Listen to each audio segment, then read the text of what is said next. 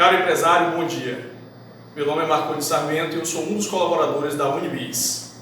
Nos últimos dias, temos enfrentado notícias difíceis referente ao coronavírus.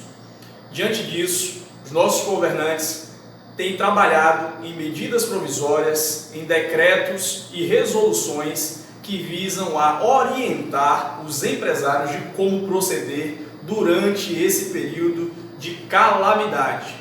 Vale salientar que tudo que for falado nesse vídeo estará amparado pelo decreto de calamidade.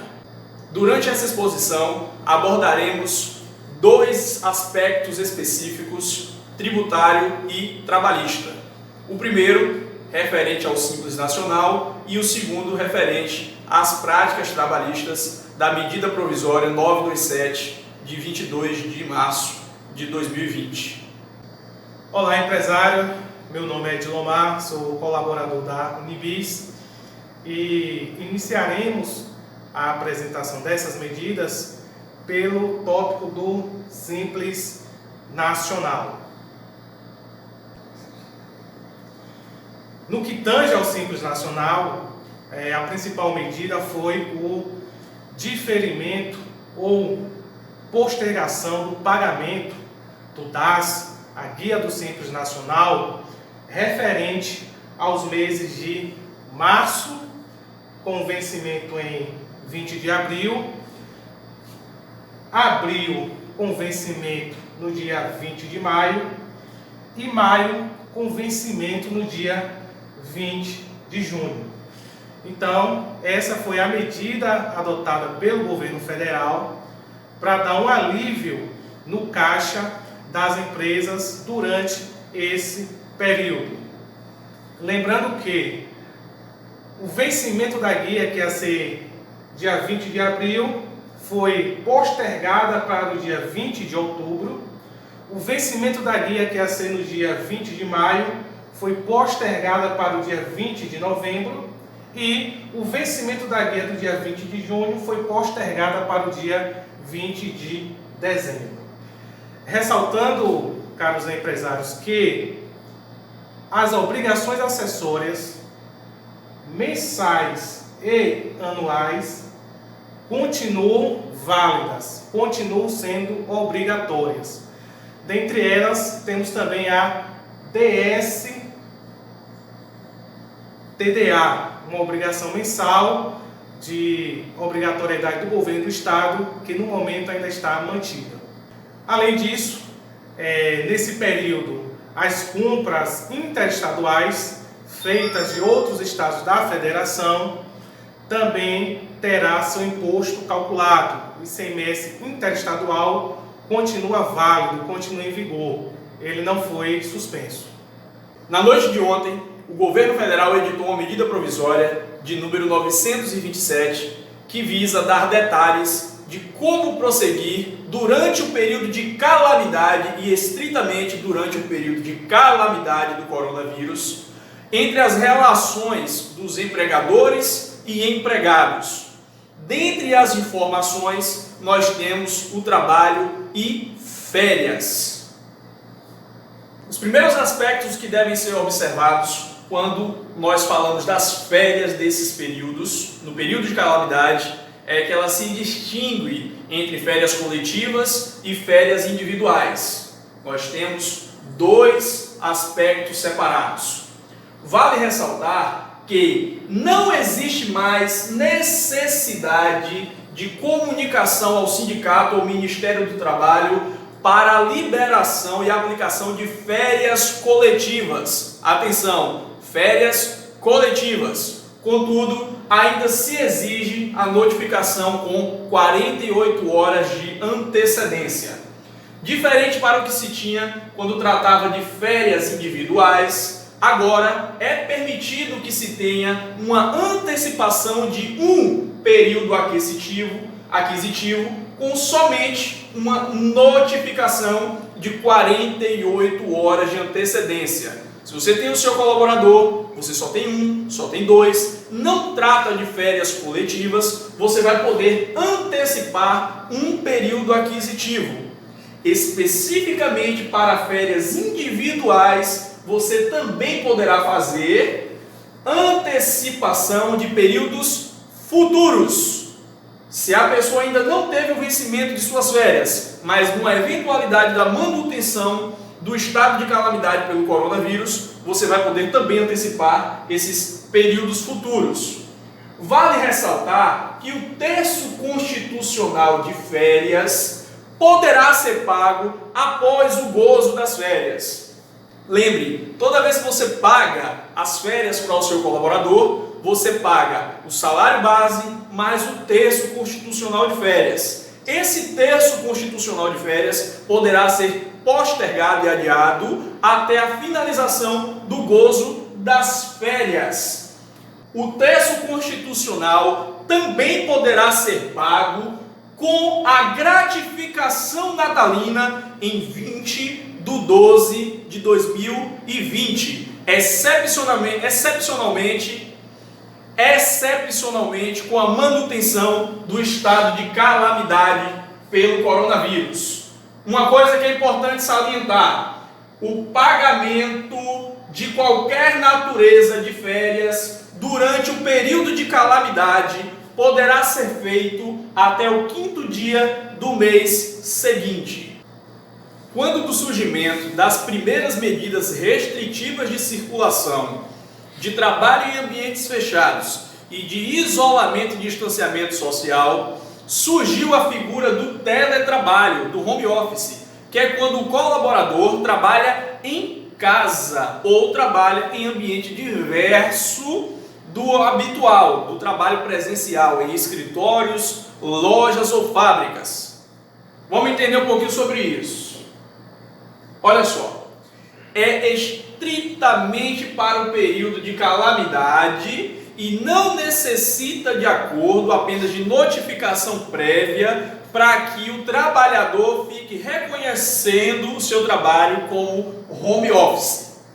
Entrar em contato com o colaborador e informar: a partir de hoje você trabalha em casa. A partir desse ponto, existirá necessidade de eventualmente acordar o pagamento de despesas. Muito importante salientar essa figura do poderá, existirá, haverá a possibilidade. O colaborador liga para alguém e gasta do seu telefone, ele entra em acordo com o seu empregador. O empregador sugere a contratação dos serviços de concessionária para garantir aquela operação em teletrabalho. Poderá, eventualmente, pagar despesas dessa relação de trabalho. Olha que importante, o empregador fornecerá os equipamentos em caso do colaborador não poder utilizar. Ele entrega o equipamento por sistema de comodato, não entregando como uma remuneração ou dando o bem para o empregado. Vale salientar que a comunicação através dos aplicativos, e-mails, mensagens quaisquer tipo, nessa situação da calamidade, não fica constituída como acionamento para trabalho. Nesse momento de calamidade, os meios de comunicação via aplicativos, dentre outros, são as únicas formas que os empregadores têm para manter uma comunicação de qualidade com seus colaboradores. Uma coisa muito importante: se não oferecer equipamentos e não houver nenhum tipo de demanda para os colaboradores, fica constituído que houve trabalho sob demanda. Ele ficou à disposição, mas não trabalhou, não executou, mas vai cair a conta do salário, terá que pagar o salário da mesma forma. Muito importante salientar que toda essa regra de teletrabalho enquadra também estagiários e aprendizes. Todos eles estão permitidos ao teletrabalho. Não acionando, dentre essa cadeia aqui, também haverá que pagar todos os soldos, as remunerações para os estagiários e aprendizes. Da mesma forma que o governo federal postergou o pagamento da guia do DAS, do Simples Nacional, nesse período de calamidade, assim também ele o fez com a guia do FGTS. Vejamos.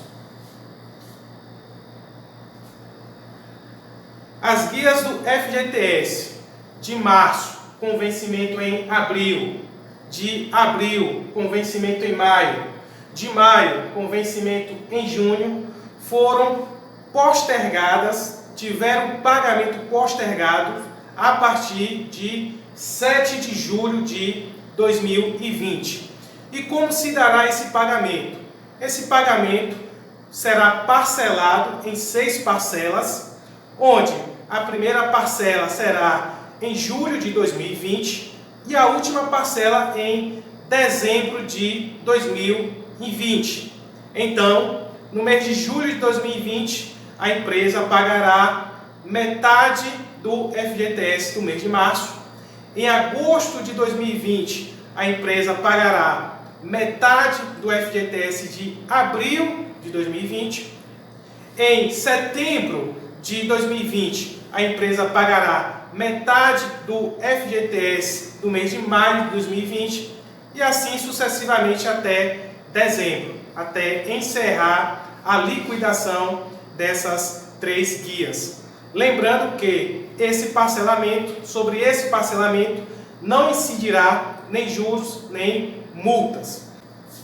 Ressaltando, em hipótese de demissão, recolhe-se os valores desses 3 períodos sem juros, sem multas. No entanto, não confundir o recolhimento dessas 3 guias com o recolhimento da guia do FGTS rescisório, que é uma guia totalmente diferente. Ressaltando mais uma vez que essa postergação do FGTS é para esse período, enquanto perdurar esse período de calamidade pública. Devido às medidas restritivas por conta do coronavírus, as empresas ficaram impossibilitadas de fornecer aos seus colaboradores algumas coisas das técnicas de segurança do trabalho, como treinamentos e exames admissionais. Vamos entender sobre isso aqui? Olha só sobre os exames. Os exames ocupacionais são divididos exatamente em duas partes propriamente ditas: o admissional e o demissional. Vale ressaltar que o admissional fica suspenso no período enquanto houver o período de calamidade. Já o demissional, ele fica adiado para até 60 dias ou dispensado se o colaborador já tiver passado por um exame periódico anterior em menos de 180 dias ou o próprio admissional em até 180 dias antes. Agora olha só sobre os treinamentos. Os treinamentos de segurança do trabalho ficam suspensos, sendo que eles voltam a acontecer em 90 dias, em até 90 dias, com a finalização do prazo de calamidade. Existe a possibilidade de prestar o treinamento à distância. Vale ressaltar que esses treinamentos têm que observar aquelas normas de possibilidade de ser feito à distância. Devido ao decreto de calamidade pública, onde as atividades empresariais foram suspensas, o governo federal instituiu o banco de horas e compensação. Ele facilitou as empresas a criarem esse banco de horas. Durante esse período de calamidade pública, as empresas poderão criar banco de horas sem a necessidade de um acordo formal, ou seja, sem um acordo escrito, seja individualmente com o colaborador, seja por meio de convenções coletivas. Lembrando que a empresa terá até 18 meses, 1 ano e 6 meses, para poder fazer as compensações contidas no banco de horas. Essas compensações não poderá exceder 2 horas diárias e, caso não seja feita durante esses 18 meses, essas horas serão perdidas. Ainda falando sobre medidas compensatórias, é possível que o empresário utilize os feriados para garantir o bom funcionamento das suas atividades junto com os colaboradores. De que maneira? Desde que não sejam religiosos, poderá o empregador, sob a antecipação de 48 horas, notificar que folgas de feriados serão gozadas antecipadamente. É isso mesmo. O feriado ainda vai acontecer, então o empregador tem a possibilidade de dizer que aquele feriado em questão será utilizado e gozado as suas folgas agora, sendo que haverá substituição da data do feriado por um dia comum de trabalho e não haverá pagamento de horas extras efetivas sobre esses feriados. Olha só que importante aqui nesse exemplo. Em 26 de março, por exemplo, contando 48 horas de antecedência hoje, o empregador poderá determinar que 21 de abril, certo, será utilizado como férias agora. Então, 21 de abril será um expediente comum. Inclusive, o próprio feriado de 21 de abril poderá ser utilizado para processos de compensação de banco de horas. Aquelas horas que ficaram estocadas devido ao trabalho excessivo ou excedente do trabalhador poderá ser compensado com esse feriado, bem como o dia que não foi trabalhado, ser trabalhado naquele feriado para utilização de banco de horas, para processos compensatórios. Fica instituído como prazo de certidão de regularidade da Receita Federal 180 dias. Para o FGTS e sua certidão de regularidade, o prazo fica para 90 dias. Essa é uma exposição exclusiva da Unibis, uma organização empresarial de negócios que trabalha desde a educação financeira à entrega de produtos de automação. Fica registrado e conceituado que a veiculação desse material sem a nossa autorização é expressamente proibida.